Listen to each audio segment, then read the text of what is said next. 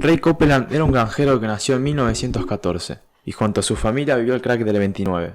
Esto causó que abandonara la escuela para ayudar en la granja de su familia. Cuando cumplió 20 años comenzó sus primeros engaños, robando cerdos de las propiedades de su padre para venderlos en ciudades. En 1936 se lo condenó a un año de prisión por falsificar cheques del gobierno. Años más tarde conoció a Faye Wilson en una visita a un consultorio, quien se convertiría en su esposa. Con el tiempo se mudaron a Fresno. En 1949 tuvieron su último y quinto hijo. Volvieron a delinquir en California robando caballos de otros establos, lo que provocó que volvieran a Arkansas, ya que su reputación se había arruinado por esto. De nuevo, en los años posteriores fue culpado a prisión 2 veces por el hurto de ganado, hasta que en 1953 retomó su estafa de los cheques sin fondos, pero no le fue muy bien, y en todos sus intentos fue descubierto por la policía. Este hombre se la pasaba todo el tiempo en la cárcel y no aprendía. Además siempre le salían mal las estafas. Un boludo el tipo. Pero en 1966 pulió un poco más sus técnicas de engaño. Junto a su familia se trasladaron hasta Missouri, donde compraron una pequeña granja. Al poco tiempo a los vecinos les gustaba la compañía de los Copeland, ya que veían a Ray con una actitud fraudulenta. Además de las sospechas por el maltrato familiar, las cuales eran ciertas, ya que se encontraban grilletes que usaban para sujetar a sus hijos y una cadena con la que los golpeaba. Incluso lesionó de por vida a uno de sus hijos en la espalda. Ray se percató que sus estafas no estaban saliendo bien. Para que él pueda quedar limpio en sus delitos, pensó en otra estrategia: usar otras personas.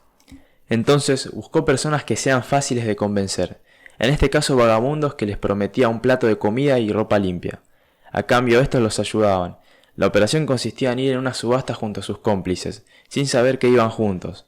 Cuando a Ray les interesaba un ganado específico le decía a los vagabundos que oferten. Cuando uno de ellos ganaba la puja, pagaba con un cheque y su firma. Obviamente el cheque no poseía fondos. Para entonces Ray ya había vendido el ganado y la casa de subastas no recibía nada.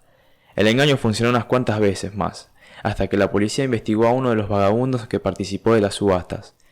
Así que lo amenazaron hasta que habló y detalló cómo operaba Ray. Copeland fue descubierto y sentenciado a casi 2 años de prisión. Una vez cumplida su sentencia y en libertad, Ray estaba muy lejos de abandonar la idea, así que modificó algunas partes de su plan. Por ejemplo, en lugar de usar cheques de su cuenta, usaría los de una cuenta falsa para evitar ser rastreado. Y el toque final para que no fuera descubierto fue dejar testigos con vida. La solución era asesinar a los vagabundos. Ya cerrado el trato, Ray los invitaba a cenar. Mientras estaban sentados en la mesa de su casa, durante la cena, los ejecutaba de un tiro en la cabeza. Se deshacía de los cuerpos enterrándolos en sus tierras o descuartizándolos para arrojarlos a una fosa común. Era la zona perfecta para esconder la evidencia, ya que no sospecharían de los pozos al ser una granja. El 20 de agosto de 1989, Jack McCormick, un ex ayudante de la granja, hace una llamada a las autoridades para avisar sobre las anomalías que sucedían ahí. Según McCormick, Ray intentó asesinarlo cuando se enteró de la verdad de la granja. Además, admitió haber visto huesos humanos en la tierra de los Copeland. Con este testimonio se le advirtió a los detectives de Missouri sobre los acontecimientos en la granja. En la mañana del 9 de octubre, un sheriff, junto a 40 policías, una excavadora y un equipo de sabuesos, se presentaron en la granja de Copeland. Al ser un lugar extenso se necesitó de varios hombres para la búsqueda de evidencias. Pasó más de una semana sin resultados, hasta que el 17 de octubre los investigadores encontraron 3 cadáveres en tumbas separadas. Se reconocieron quiénes eran y se descubrió que habían muerto por un disparo en la parte posterior del cráneo. Se siguió investigando la zona bajo el suelo del establo y hallaron un cadáver envuelto en plástico negro. También habían sido asesinados como los demás. Fue identificado como Wayne Warner. En el rastrillaje de la casa fueron encontrados el arma usada en los asesinatos y una lista con los nombres de los vagabundos asesinados. Además había una frazada hecha por Faye con la ropa de los muertos, que utilizaba la pareja en su cama. Ambos fueron arrestados de inmediato. La policía intentó llegar a un acuerdo con Faye, para que declare sobre la ubicación del resto de los cadáveres, pero Faye advirtió que nunca estuvo al tanto de los homicidios. Por lo tanto, ambos fueron acusados por 5 cargos de primer grado.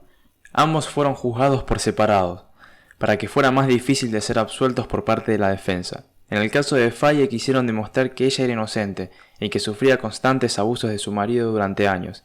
En 1993, Ray Copeland fue condenado a muerte por inyección letal, mientras que a Faye se le fue revocada su sentencia a muerte, al no poder vincularla a los homicidios. Pero el juez ordenó que permanezca en prisión durante el resto de su vida.